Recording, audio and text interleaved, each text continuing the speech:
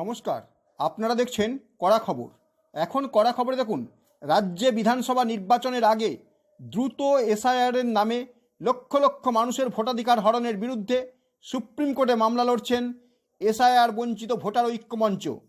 আজ সেই ঐক্যমঞ্চের পক্ষ থেকে কলকাতা প্রেস ক্লাবে প্রেস কনফারেন্স।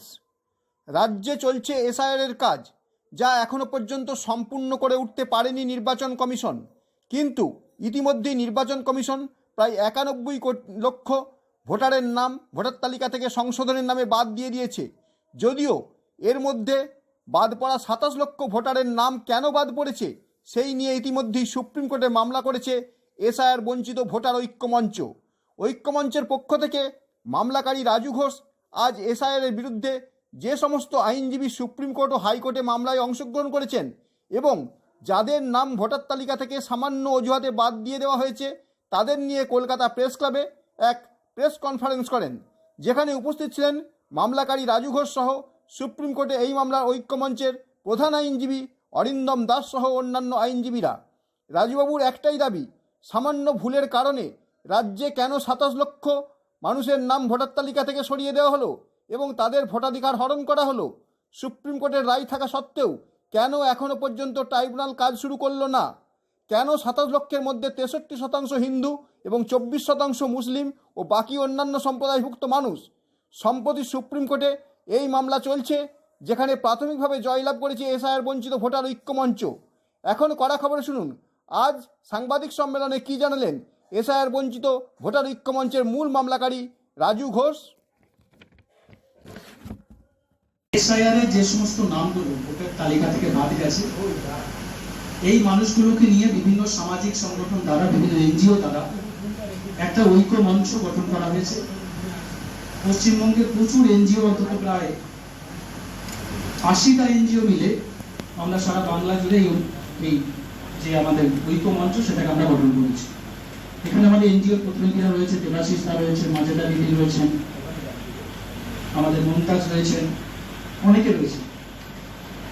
আমি সবার আগে আমাদের যে বাঙালির যে সমস্যা, যে আমরা বৈধ ভোটার হওয়া সত্ত্বেও আমাদের নাম ভোটের তালিকা থেকে বাদ দেওয়া হয়েছে, মানে কেটে দেওয়া হয়েছে।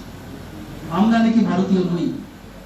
তো এটা নিয়ে আমরা সকল মিলে একটা মুভমেন্ট শুরু করেছিলাম যে 27 লক্ষ নাম বাংলায় যাদের বাদ গেছে তাদের জন্য আইনি লড়াই লড়ব। আমরা এই লড়াইয়ের জন্য আমরা অনুরোধ করেছিলাম আমাদের হাইকোর্টের আইনজীবী অরিন্দম দাস মহাশয়কে, যিনি আমাদের এই লড়াইয়ে সামিল হয়ে সুপ্রিম কোর্টে গিয়ে আমাদের এই ডিলিট ভোটারদের জন্য তিনি ফাইল করেছিলেন। এবং যখন এই ফাইলটা করা হয় তখন বিভিন্ন মহল থেকে বলা হয়েছিল যে ফাইল করে কোনো লাভ নেই, কাজের কাজ কিছু হবে না। তো সেই ফাইল করে আমরা প্রথম অর্ডার নিয়ে এসেছিলাম। অরিন্দম বাবু আমাদের সাইডে বসে রয়েছেন এবং এরপরে আজকেও একটা পিটিশন জমা হয়েছে, পরে আমরা সব বলবো। কিন্তু সবার আগে এই সমস্ত আইনজীবী যাদের দ্বারা আজকে আমরা কিছুটা হলেও উপকৃত, বাংলায় একটা জায়গা পেয়েছি যে আমরা ভারতীয়, অন্তত বোঝানোর বা দেখানোর একটা সুযোগ পেয়েছি। ডিলিট তাদের হচ্ছে যারা বিভিন্ন অন্য দেশ থেকে অবৈধ অনুপ্রবেশকারী এই রাজ্যে আছে, তাদের নামই ডিলিট হয়েছে। এবং বিভিন্ন রাজনৈতিক দলের পক্ষ থেকে বিভিন্ন সরকারের, কেন্দ্র সরকারের আমরা দেখেছি যে তারা এসে বলছে যাদের নাম ডিলিট হচ্ছে তাদের এই দেশে থাকতে দেবে না, ভোটের পরে বা তারা যদি ক্ষমতায় আসে তারা নাকি তাদেরকে দেশ থেকে তাড়িয়ে দেবে।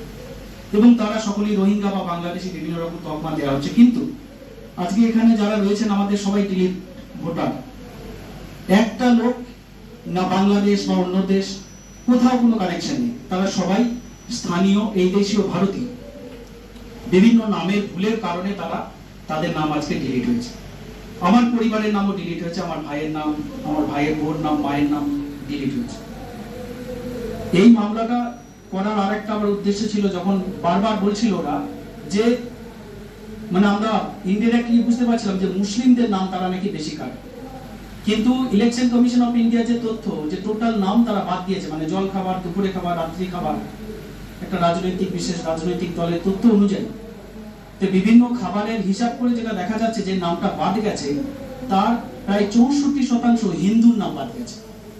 64% হিন্দুর নাম বাদ গেছে, 33% মুসলিম কমিউনিটির নাম বাদ গেছে এবং আর অন্যান্য যে সমস্ত রয়েছে তাদের বাকি।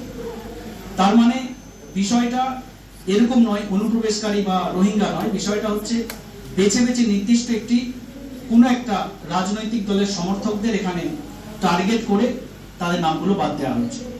রাজুবাবুর কথা তো আমরা শুনলাম, এখন শুনবো যিনি রাজুবাবুর হয়ে সুপ্রিম কোর্টে এই লড়াই লড়ছেন সেই বিশিষ্ট আইনজীবী অরিন্দম দাসের কাছে। শুনবো তিনি এ সম্পর্কে কি বললেন। এটি যে আজকে ভারতবর্ষের আইন অনুযায়ী যদি কোনো প্রক্রিয়া শুরু করা হয় তাকে লজিক্যাল কনক্লুশনে নিয়ে যেতে হবে। এটা হচ্ছে basic principal of fundamental rights বা আমাদের ন্যাচারাল জাস্টিস। আপনি যদি আজকে আমাকে বলেন যে হ্যাঁ আপনারা আজকে ট্রাইব্যুনালের কাছে যেতে পারবেন, কিন্তু ট্রাইব্যুনাল কালকে আমাকে বৈধ ভোট হিসেবে ডিক্লেয়ার করার পর যদি ভোটটা দিতে না পারি, তাহলে এই প্রসিডিওরের কোনো মানে হয় না।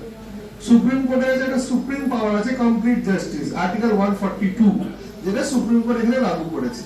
বাট বাস্তব প্রবলেমটা কোথায় যেটা আমরা দেখতে পাচ্ছি, হয়তো অনেক জায়গায় 142 কমপ্লিট জাস্টিসের কনসেপ্টটা আমরা বুঝি না। কারণ কি, লাস্ট দিন আমরা যেটা দেখলাম যে আমরা দেখুন একটা যখন ট্রাইব্যুনাল খোলা হয়েছে, ট্রাইব্যুনালটা খুলেছে কোথা থেকে? সুপ্রিম কোর্টের নির্দেশে। বেশি একটা মানে খুব মানে কি বলবো হাস্যকৌতুক বলতে পারেন, বড় প্রশ্ন মুখে বলতে পারেন, যে সুপ্রিম কোর্টের ট্রাইব্যুনালটি খুললো সেই সুপ্রিম কোর্টের ভেতরে আমরা আর্গুমেন্ট করতে পারছি, কিন্তু সেই নির্দেশে ট্রাইব্যুনালের ভেতরে আমাদের ঢুকতে দেওয়া হচ্ছে না। মানে এটা আমাদের মানে ক্যালকুলেশনের বাইরে। কেন আমার এত বছরের প্র্যাকটিস হাইকোর্টে যদি একটা জুডিশিয়াল বডিতে একজন আইনজীবী না রিপ্রেজেন্ট করতে পারে, তার থেকে কিন্তু খারাপ অবস্থা হতে পারে না। সুপ্রিম কোর্ট কি কি বলে দিয়েছিল, বা আমরা এটা খুব যে সহজে বুঝতে চাই, সুপ্রিম কোর্টের বক্তব্যটা কি ছিল? সুপ্রিম কোর্টের বক্তব্য ছিল যে আজকে এই যে 27 লক্ষ ডিলিটেড ভোটার, তারা যদি অ্যাপ্লিকেশন করে যথাসম্ভব, এটাও বাস্তব যে 27 লক্ষ লোককে যেই কাট অফ ডেট দেওয়া আছে, ধরুন 23 তারিখে আমাদের ভোট, 21 তারিখের মধ্যে এই 27 লক্ষের বিচার হওয়া কিন্তু সম্ভব না। কিন্তু কিছু সংখ্যক পরিস্থিতি বিচার হওয়া সম্ভব, যেহেতু আমরা জানি যে সুপ্রিম কোর্ট হাইকোর্ট রাত 2টোর সময় খুলেও কিন্তু তাদের বিচার ব্যবস্থা চালায়। কারণ কি, মানুষকে বিচার দেওয়ার জন্য। তো যখন এই 27 লক্ষ লোকের বিচারের প্রশ্ন আসছে, তাহলে কেন আমরা এক্সপেক্ট করবো না দিন রাত্রি করে শুনানি কমপ্লিট করে যত সম্ভব মানুষকে এই রাইটটা দেওয়া হবে? তার উদাহরণস্বরূপ আরেকটা জিনিস আপনাকে বলতে পারি, আপনাদের হয়তো সকলেই যেহেতু আমরা মিডিয়া থেকে আছেন, আপনাদের মাথায় থাকবে সুপ্রিম কোর্ট প্রথম দুজন যারা প্রার্থী হয়েছিলেন পলিটিক্যাল পার্টির প্রার্থী, তাদের জন্য সুপ্রিম কোর্ট বলেছিল যে তোমরা এদের যেহেতু প্রার্থী তারা হতে চাইছে, নমিনেশন ফাইল করতে চাইছে, তাদের বিচারটা করে দাও। সেই বিচারে আমরা কি দেখতে পেয়েছি? আমরা প্রেসিডেন্টের উপর চলে, আমরা আইনের ছাত্র, দুটো যে কেস ছিল সেই কেসে আমরা কি দেখতে পারলাম? তাদেরকে বৈধ ভোটার হিসেবে কিন্তু ট্রাইব্যুনাল ডিক্লেয়ার করলো। কারণটা কি?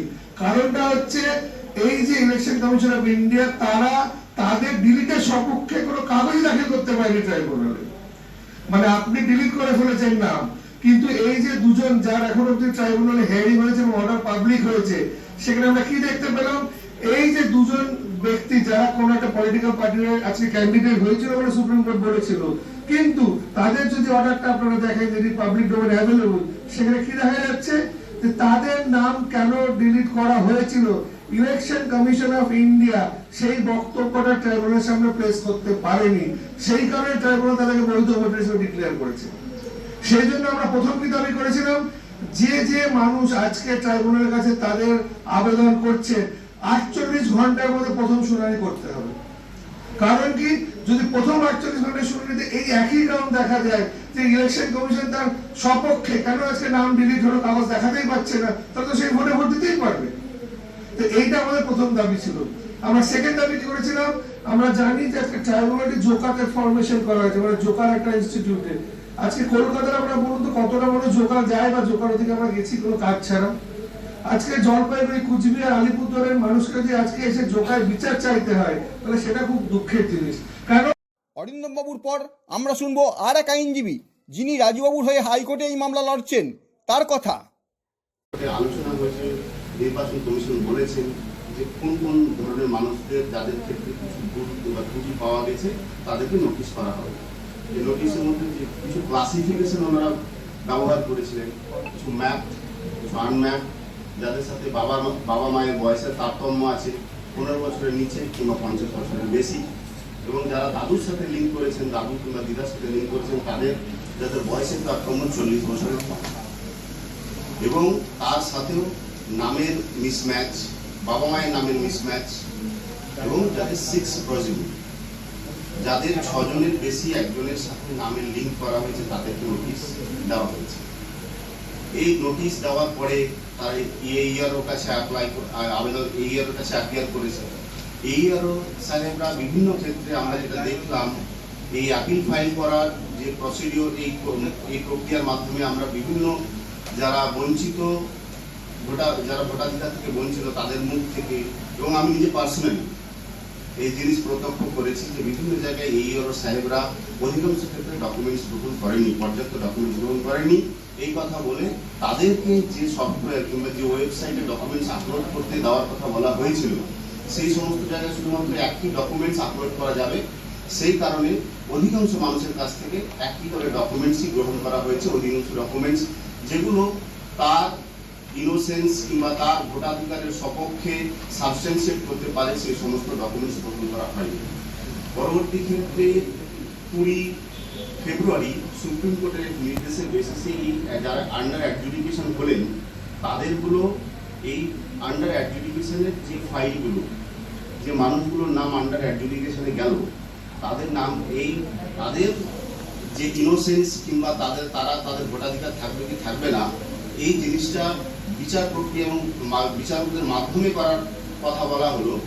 20 ফেব্রুয়ারি করার পরে একটা টাইম লাইন বেঁধে দেওয়া হলো যে 28 তারিখের মধ্যে, 8 দিনের মধ্যে এই মানুষগুলোকে এই আন্ডার অ্যাপ্লিকেশনের প্রসেসটা কমপ্লিট করতে হবে।